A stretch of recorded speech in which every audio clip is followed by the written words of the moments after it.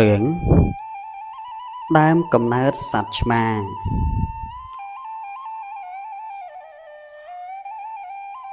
មានមហាឫសីមួយអង្គគង់ក្នុងព្រៃភ្នំមួយថ្ងៃមួយព្រះឥសីភាវនាឃើញថា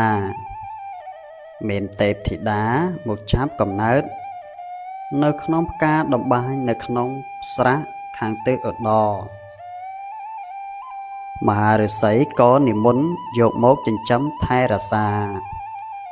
ក៏ឲ្យឈ្មោះថាឧត្តរបុប្ផាលុះដល់នាងមានអាយុ15ឆ្នាំ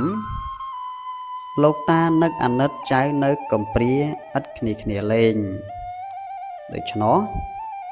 គាត់គិតថាគួរតែអញជប់បុប្ផាមួយទៀតឲ្យកើតឡើងជាមួយគ្រាន់នឹងបាន2នាក់ព្រះឥសីគិតថាបើយកផ្កាដតីមក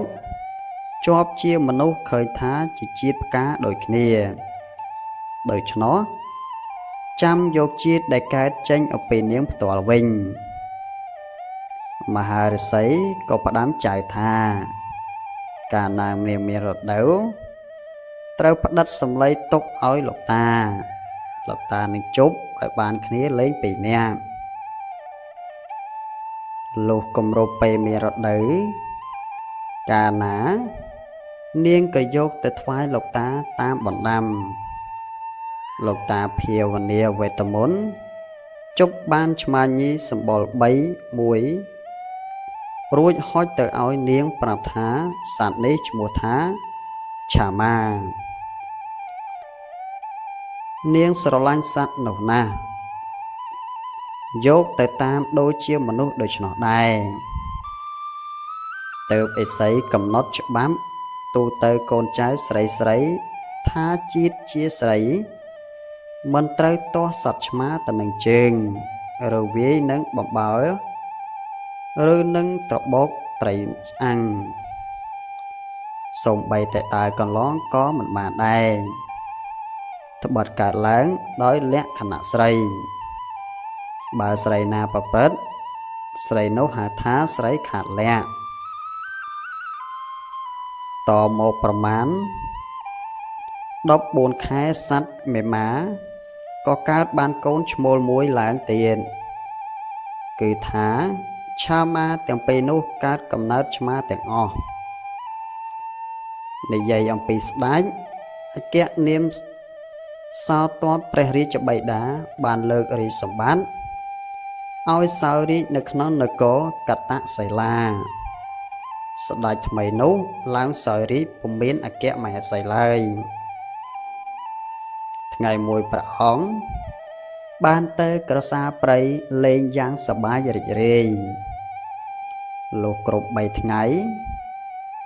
ក៏ទីនាងទៅដល់ស្រះមួយដែលជាស្រះកំណើតនាងឧត្តរបុប្ផាស្រះស្រង់ទឹកនោះ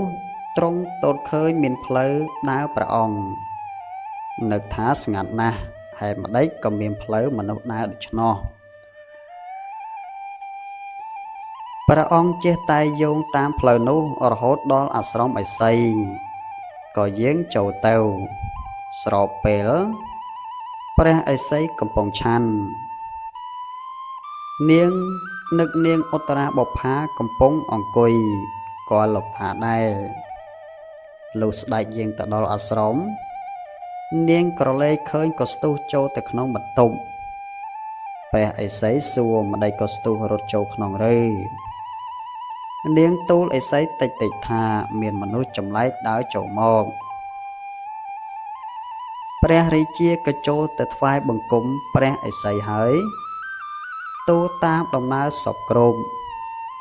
ទើបលោកតាហើយចៅស្រីឲ្យចេញមកថ្វាយបង្គំព្រះរាជាក្រឡេកឃើញភ្លាមអ្នកទាំងពីរក៏ចាប់ចិត្តស្រឡាញ់គ្នាទៅវិញទៅមកទើបឥសី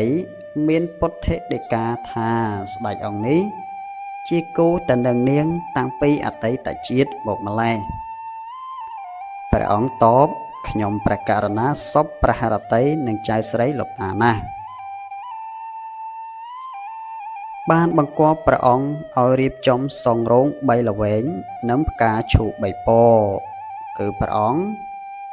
ឲ្យក្បួនទ័ពព្រមទាំងភ្លេងទៅដង្ហែនាងឧត្តរាបុប្ផាចេញអំពីអាស្រមឥសីក៏សូត្រមន្តបាយផ្កា7ពណ៌ឲ្យពរជ័យដល់គូស្វាមីភរិយាថ្មី3ថ្ងៃក្រោយមកព្រះអង្គនិង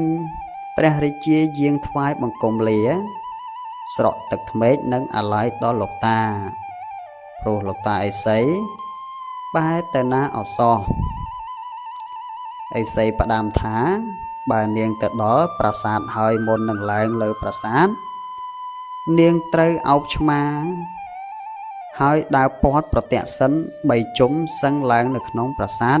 ទៅបានសុខសិរីសួស្តីលុះបានទៅដល់រាជវាំងហើយមុននឹងចូលរាជដំណាក់ព្រះនាងបានធ្វើតាមបណ្ដាំឥសីអត់ឆ្គងហើយក៏បានប្រកបដោយសេចក្តីសុខចម្រើនតទៅដោយរបៀបនេះទេដឹងបានជាខ្មែរយើងមានទំនៀមទម្លាប់នៅក្នុងពេលពិធីឡើងផ្ទះគេនិយមអោបឆ្មាមួយហើយដើរប្រទក្សិណផ្ទះ3ជុំទៅឡើងផ្ទះ